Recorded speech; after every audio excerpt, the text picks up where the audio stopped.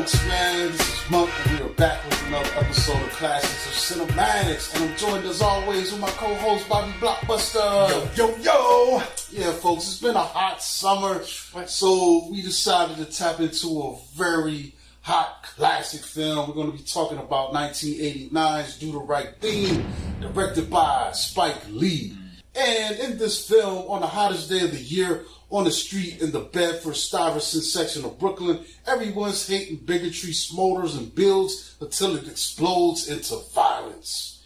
And, and this is a crazy, interesting film, man. We got a wild cast, for the most part, led by Spike Lee, who plays Mookie, and Danny Aiello, who plays Sal, who owns this pizzeria in this Bedford-Stuyvesant neighborhood. So these are our main characters that this point of views that this story is told through. We got a lot of characters in this film. This film has a lot of character, a lot of heart, and just a lot of everything. But let's get into the story, man, and kick this off, man. Yeah, well, I mean, first and foremost, what I like most about the story is it has this just a day in the life vibe to it. You know what I'm saying? Like, we are just a fly on the wall in Bed-Stuy watching, you know, the people that live there cruise through their everyday life. And I feel like it's presented almost in the form of like a stage play, which that gives it a certain sense of like realism to it. Like we're audiences in a sense, but we feel like we're right there on the block with them. You know what I mean? And I feel like that really kind of pushes the story. And I love how it really stands firm with its message. And it pretty much is, racism is the epitome of ignorance, and racism leads to hatred, and that leads to senseless violence. And that's what this film, you know, it shows how all of that stuff goes from, you know, how those dominoes fall when they're lined up. You know what I mean? It's interesting. We were talking earlier, like, this film is kind of hard to nail down. Like that is one of the conflicts in this thing, but like this film kind of has like a Seinfeld effect. It's not really about anything, but it's about everything. There's so much texture and layer, especially, you know, with the character interactions in this film. And I think that's where this thing shines the most. Like you said, it's like a slice of life, a day in the life in this neighborhood, which happens to be one of the hottest days of the year, man. And we're going through a heat wave right now. And interestingly enough, historically wise, you know, you look at some of the biggest riots in the country, or some of the most crazy, violent crimes, and they were happening at times during heat waves. You know what I'm saying? Like even if you look at the New York City blackout, that happened during a crazy heat wave, and spawned a lot of crazy stuff that came out of that. Kind of hip hop was kind of born out of that, just from, you know, guys that were broke at one point suddenly have an opportunity to boost equipment, and all of a sudden crews just started popping up everywhere doing hip hop. So things like that related to these hot and high tension periods in America. It's cool that you said that, because that Spike Lee said that's what inspired him to write this in the first place. Was how when the temperature rises, you know, people's aggression rises along with it, and then, you know, subsequently, you know, problematic situations occur. Yeah, we also know when it's hot like this, the predators like to come out and hunt people. You know what I'm saying? They like to get busy too, man. but yeah, so story wise, it's awesome, man. And I think, like you said, it does feel like a stage play. Like this thing has a few locations, and I wonder if anyone's ever really did this, adapted this for Broadway or something like that. So I think that could be a cool exploration, because you got the pizza shop, you got a few scenes on the block, and maybe a couple scenes inside houses, but that could be like 3 or 4 sets, and you got this movie, you know, kind of, you know, what it is, man. So, but it's awesome, man. I think at its best, we do get just people just living their lives, man. You know what I'm saying? And everyday stuff. And this film is crazily hilarious. Like I know it's probably listed mostly as a drama, you know, but this film is very funny, bro. Like, and that's a crazy bonus to watching this, man. It does get serious at times with some of the conflicts and some of the stuff that it brings up, but it's through and through extremely funny, man. And you know, and like you said, the story is, it's not that the story is complex. It's just, it's very, it's broken down and bracketed into just, you know, these individualized characters and how they're navigating through the situation that's presenting itself. Pretty much, ultimately, you know, there's one character, Buggin Out. He comes in, and you know, he's a regular. Everybody in this area is a regular at Sal's Pizza Joint, and on this particular day, he sits down, grabs a slice, and he looks up at Sal's Wall of Fame, and he notices that they're all American Italian actors on this Wall of Fame, or people that have made something of themselves, baseball players, things of that nature. And he's like, yo, how come there's no African American people on this wall? And Sal's like, it's my place, my wall, I'll put up who I want. And then that just kind of leads into a whole another problem, a whole nother issue. He's like, now we're going to boycott because, most of your patrons are African American, so you should have some more diversity on your wall. It's kind of silly that is what takes Buggin Out off the photos, but I think there is something to speak on with just in a greater thought of that. I remember the Chuck D Public Enemy song, Shut 'Em Down, and the line that stands out to me on that song, he's like, I like Nikes, but wait a minute. The neighborhood supports, so put some money in it. And it's like, you got to also recognize what this culture is giving you. Yes. They've been patronizing you, the people in this neighborhood. I don't know if it necessarily means putting brothers on the wall, but maybe Sal hasn't, done everything he could to ingratiate himself into this neighborhood. They tolerate him. He does provide a service, and, he's not required to, but sometimes the gestures can go a long way. Yeah. Like, he's not one of us, but we tolerate him. Doctor, come on, what? Always do the right thing. Man, well, let's get into these characters, man, because it's amazing, man. We do get Spike playing his own self in the film, and normally that's a knock for me, but I think Mookie, even though he's not the best actor in this film, he's definitely a good character to tell the story through because of his connection to Sal and because of his connection to everyone else in the neighborhood. Yeah. Like, I think that's really dope. And he's a guy just, he works for Sal's Fame, but he's also a little bit slacker. You know what I'm saying? I feel like if he had a little more hustle to him, you know what I'm saying? Like this guy's taking a shower in the middle of his work shift, like stopping or going visit his girlfriend. I think one of the brothers gets on a veto. He's like, man, no more 90-minute deliveries around the corner. Like, and it's just crazy, man. Well, and that's the thing. Is like when you look at his character dynamic, it's not that he lacks ambition, he lacks drive. You know what I'm saying?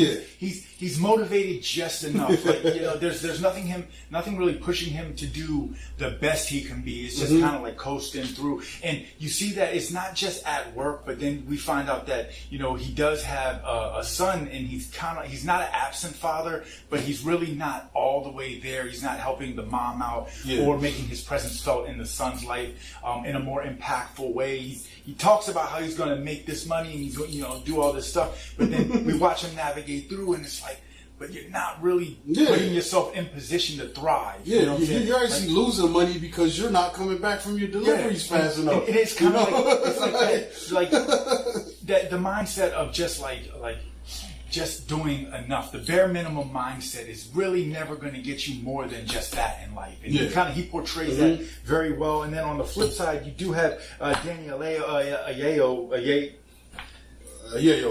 All right, cool. Aiello. There we go. Bang. Who plays Sal. And it's not like, to compare the two characters, but he is somebody that, he's referenced that, he's had the pizza shop for 25 years. He built it from the ground up with his own bare hands. So he's very passionate about his business and about it doing well in the spot that it's at. Where he falls short is as an owner and like not putting himself in a better position to be more accepting to the environment and, everybody around him. He's nice. He's respectable, he's respected, but like you said, he's not fully embracing the community nor putting himself in a position to be more loved and helping, I kind of don't fault him for that too, though. Like, I feel like just being accomplished in what he's done so far, it's been tough. So he's had to develop a callous, even the way he is with Mookie at times, where he's like, yo, I need my pay now. And it's like, nah. And it's not, he just has developed a system that helps him operate in this thing. He's fair, you know what I'm saying? But he's also can be tough if you have to. If you try to lean on him, he's not going to fold. So it's kind of interesting, man. I think that he was very strategic as well, because he does have a conversation with his son Pino, who he's the older son, and he does not like working there. No. He does not like the environment. He's made that very clear. He vexed his his thoughts and opinions about that throughout the film. But then Sal tells him, he's like, look, man, we're not moving the pizza shop because if we move to the other side of Brooklyn or this, that, whatever, we're competing with all these other pizza shops. Right here, we're the only one, so our business is going to thrive. We just kind of got to, just do what we got to do. And Pino's really a real interesting character here, man. Like he seems to be a guy that's just hasn't accepted that his life is the way it is because of himself. Yeah. You know what I'm saying? Yeah. And for him, being in this neighborhood is the problem. Being around these people is the problem. He's using much harsher language. You know what I'm saying? And another big thing that comes up in the conversation he has with Sal is, oh, my friends make fun of me for coming here. And Sal has the biggest point. It's like, these aren't your friends. This is your family business, bro. This is fed us, you know what I'm saying? It clothes us, it houses us. 25 years, that's actually something to be very proud of, you know what I'm saying? So what kind of people are you hanging around that are making fun of you for going to work for your family business? This business that's putting clothes on your table, making you feel like a piece of shit, you know what I'm saying? Because you're working with a dad. And instead of, listening to his dad on that, he's more likely to still seek the validation of this peer group wherever he's hanging around, it's crazy. And it's wild too because Mookie pulls him up. It's like, man, where's all this hatred coming from? Yeah, where's it coming from? When he rings off, he's like, man, who's your favorite actor? Who's your favorite musician? And then his justification for his answer is got to be one of the just dumbest things I've ever heard. But the sad truth about it is that there are people that actually maneuver this way and they justify. They're the good ones. It makes no sense. And and that's another thing that I just really like about this film is how it does present the racial element, but it does it in a way where it shows just how ignorant it ultimately is. Vito's the guy that is Sinners that Delroy Lindo's character was talking about. Yes. It's like white people love the blues. Yes. They don't like the people who make it. Yes. And Pino, that's his thoughts. Like he loves these people, Michael Jordan, Jackson, whatever, but anyone else is not them. It's just wild. Like the look on his face is like it makes no sense, but all the sense in the world at the same time. Like for the way that it's presenting, not what his thoughts are, but how he's trying to present them. It's just like, dude, come on, you got to get a grip. But shout out Rosie Perez. This was her film debut, and man, she dancing her ass off at the beginning of that thing. She switching outfits, I can't remember if she was on Soul Train at that time. She did have Soul Train.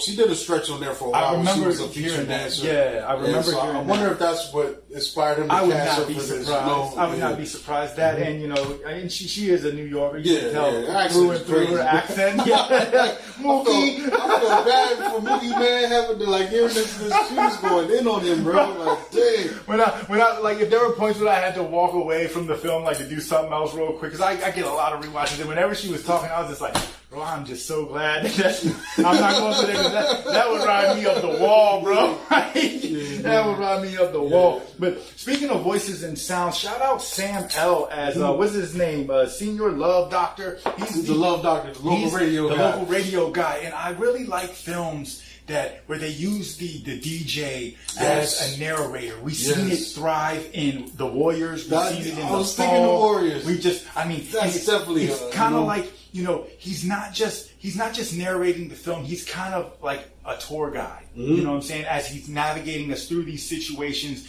and my favorite part of this film is when he intervenes. Like there is a spot check where the camera's panning into all these different people, and they're just blurring out their racial gripes. I love that scene though. It's so senseless, and then it's a great scene because it's so wild in this movie. Everyone lives together, they get along, but everyone it's this kind of a I can't explain it, man.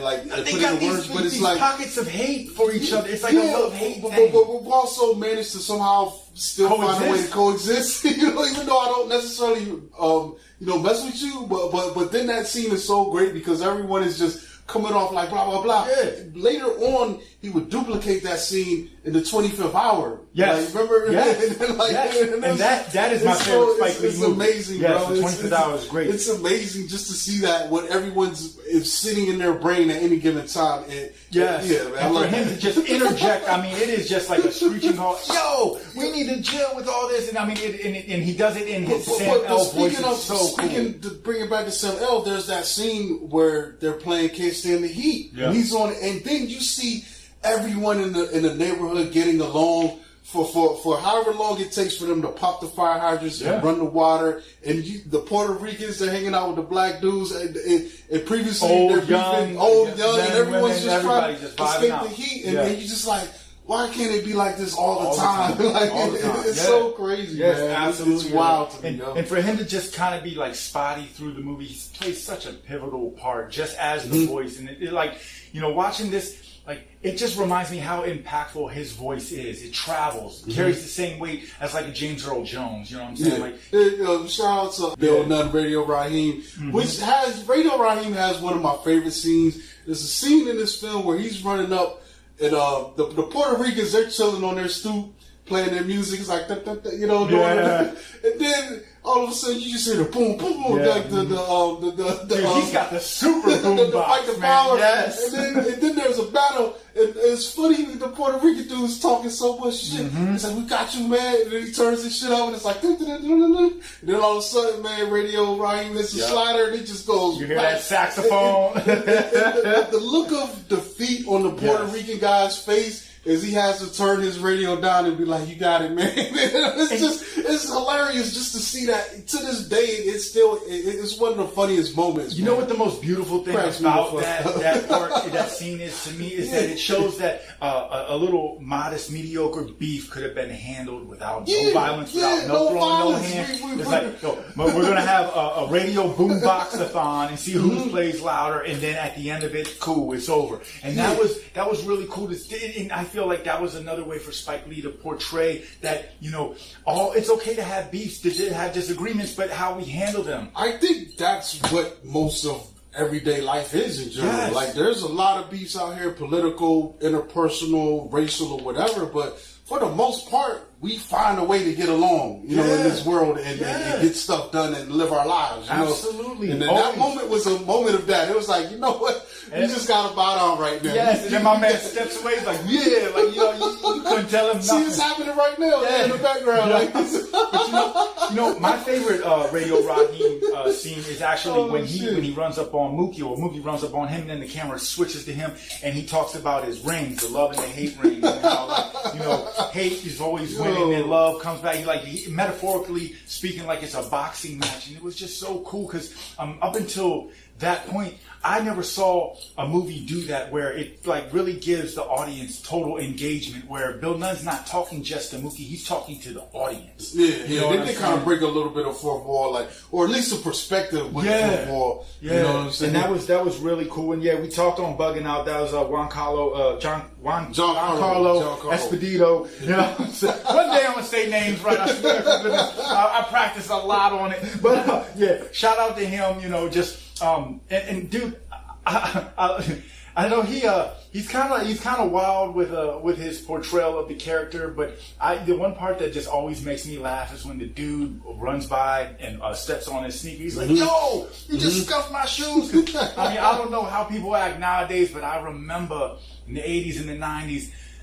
You watch where you walk, you know what I'm saying? You don't want to intentionally step on nobody's shoes, yo. Just in intentionally, general. unintentionally, just in general. Regardless, you know. Yeah. I'm trying to be conscious. People can be sensitive to that. But I think the craziest part about that, shout out to that character played by John Savage, is that he's a guy that was born in Brooklyn and he's rocking a Celtics jersey. Yeah. That's like a guy from here in D.C. rocking Cowboys. I don't know how. I don't know where these people come from. I don't know where these people come from. What is happening? Like definitely not Dallas. It's crazy, but yeah, that is a real funny moment, man. It is. Shout out to my man Ozzie Davis. Yes, probably my favorite overall character. Yep. For some reason, he's a town drunk. I got a feeling that he was probably a really smart guy that had a really great career before he, you know, maybe he's retired and maybe this is because somehow he still pays for his own apartment, but he drinks every day and just walks up and down the neighborhood. And it's crazy. I think Ruby Dee was his real life wife. And real life, and she played Mother's sister, who was a character that he kept busting heads and she couldn't stand him. Heads with, and she hated him because she didn't think he's worth shit. But he's funny. He has some of the best stuff in there. Like he calls everyone doctor for no reason. And one of my favorite moments when he just pulls Mookie to the side. He's like, "Doctor, always do the right thing." And that sticks with me so hard, man. Like, I think that's one of the most powerful messages of this film. It's like, always do the right thing. Yes. And that can apply to just most of life that's being lived, most situations. And I think we're better off when we know that people are trying to do the right thing. You know what I'm saying? And then who else was in here? Oh yeah, Robin Davis we touched on, Freddie Faison, and my man Whispers. They were the three that were sitting on the corner and just talking. And what I like about them the most is their conversation. Sweet Dick Willie. It feels so authentic because all of their conversation was improvised on the fly. I've been in one of these conversationalists, and I've seen these conversations like we all have. When I was coming up in North Carolina, there was a big tree in the neighborhood. End of the day, all the older guys would hang out, and we're too little, but we hang on the edges, listening to these grown men talking like these three guys, like you know what I'm saying? And it was just crazy the stuff you would hear, and it would, like you said, the conversation would go from anywhere from politics to women to work. It's just crazy, man. And this is so realistic, man. It's definitely a poignant moment, man. Even when we first meet them, dude, the way that shot looks at them, it's just like, yo, this is Americana. This looks like a Norman Rockwell painting. Right. Yeah. And crazy. Another major character of this film is the setting. I mean, it was shot on location in Bed-Stuy. A lot of the buildings that they used were abandoned buildings and things like that. They built them up. And I thought that it was a really cool idea to paint all of the buildings red or orange. It really emphasizes. I love the colors in this thing. You can feel the heat coming off the screen. And, we feel like we are there in New York, in Bed-Stuy, on this little corner, with everybody, all the residents and everything. And I feel like that just really helps make this film be everything that it is. It's just like you said, that one of those slices of life on this block. I like how they managed to make this thing look hot without doing that thing they do now where they put that weird filter on it that they do on anything that takes place in the Middle East or Mexico, that weird yellowish kind of tint. Nah, this is just done in a different way. Everybody's sweaty. They're just trying to beat the heat. So, it's cool, man. But then the colors on this thing bounce, man, because I think the cinematography, shout out to Ernest Dickerson, who was the director of photography on this film and most of Spike Lee's, early works. And this thing is beautiful, dude. Even when we meet the three guys sitting on the corner talking shit, like so many shots in this film look like you could just, boom, take a screen capture and put that on your wall as a poster, man. Right. Even when we meet Radio Raheem and they zoom up from his boombox, and I'm like, yo, this is, and you see the love and hate holding the handles. I'm like, yo, this is beautiful, bro. This film looks amazing. What I like most about how it was shot is you get a heavy POV. You know what I'm saying? It feels like, not that you're just in seeing through someone's eyes, but you're out there. With them, you know what I'm saying? It's just, and shout out Eric Dickerson. The cinematography was great. Also, shout out the music. Public Enemy's Fight the Power plays throughout this film the whole time. And I mean, just what better song to have playing through this film? You know what I'm saying? Just the representation of the song, what was going on in the time in 1989. It's in the streets too, man. I think this is an era that we're kind of coming off the despair and the damage that the 80s were doing to like a more hopeful and 90s, and it kind of feels like that. The way the colors are used in this, it's more brighter, even the sound, and even with the Public Enemy on this, man, at the time, I just remember being a kid at this time. I remember cross colors had hit as a clothing. There was a big thing with these Black Power tees with messaging, black, positives, messages on the shirt and graphics and black fists and stuff like that. And this the way this film looks and sounds is almost like an offshoot of that. It represents that transition. You know what I'm saying? Yes. That hopefulness, that resistance. You know, in a way. Absolutely. And the overall, I mean, with all of this, we put all this together. You know what I'm saying? This film is so impactful because it covers all of its bases, and I mean the aesthetics. When you sit and you look, this is art on screen. Definitely, you know what I'm saying? Definitely. Across the board, Definitely, this is art. And there's a reason why. I mean, this film came in on a $6.2 million budget and pulled back $37.3 million box office domestically. Yeah. So that doesn't even factor in all of whatever rentals went crazy. VHS sales, DVD sales, re-releases, things of that nature.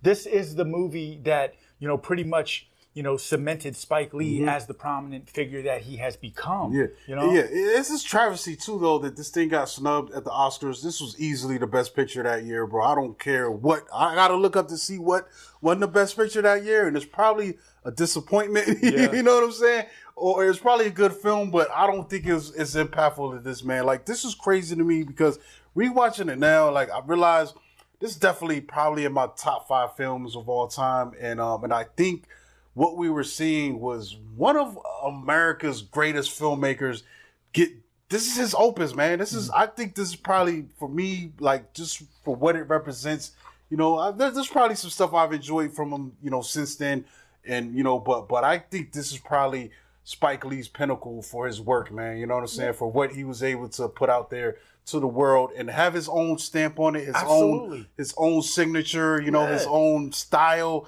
And it was like, yo, I got something to say, Yeah. Well, the way I look at this is like, it's the same as I look at, Tim Burton, you know what I'm saying? Like when he did 89 Batman, he was still kind of scratching the surface, kind of getting his legs underneath him. Batman Returns, you seen that he was stepping with confidence. He knew who he was and he presented his films in that fashion. Spike Lee, same thing. First one in She's Gotta Have It, you could tell he was getting the world ready for him, but he was still kind of playing it safe in certain areas. Whereas this one, he's stepping hard, he's busting the door off the hinges, and he's showing the world who he is and what he's bringing to the film world. Yeah. You know what I mean?